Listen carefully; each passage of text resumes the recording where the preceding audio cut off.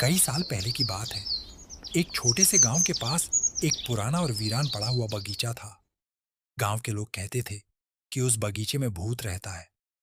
गांव के बच्चे अक्सर उस जगह के पास से गुजरते, पर कभी भी अंदर जाने की हिम्मत नहीं करते थे।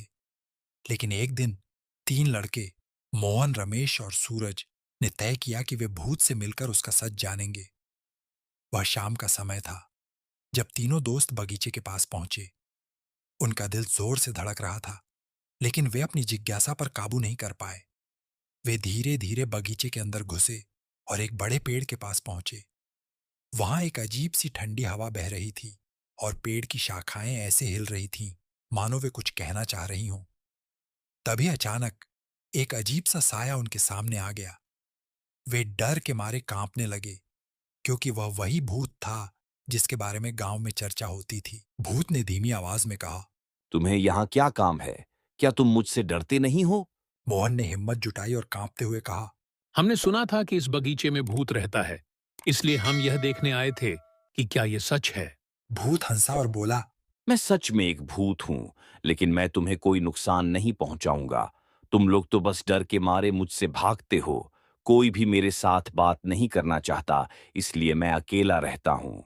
रमेश ने हैरानी से पूछा। तुम अकेले क्यों रहते हो? तुम्हें डराने में मजा आता होगा ना? भूत ने गहरी सांस ली और कहा। नहीं, मुझे डराने में कोई मजा नहीं आता। मैं पहले इस गांव का हिस्सा था, पर जब मेरी मृत्यु हो गई तो लोग मुझे भूल गए। अब मैं इस बगीचे में अकेला रहता हूँ। मैं चाहता हूँ कि कोई मेरे साथ समय बिताए, लेकिन लोग सिर्फ मुझसे डरते हैं।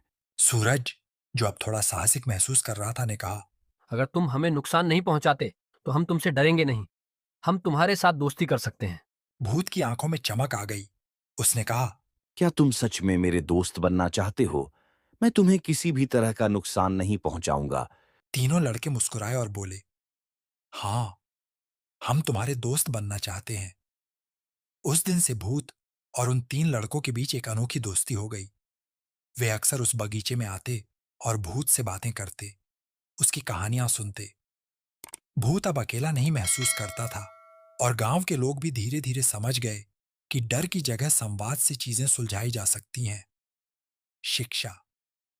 कहानी हमें सिखाती है कि डर और गलत फहमियां सिर्फ बातचीत की कमी के कारण होती है।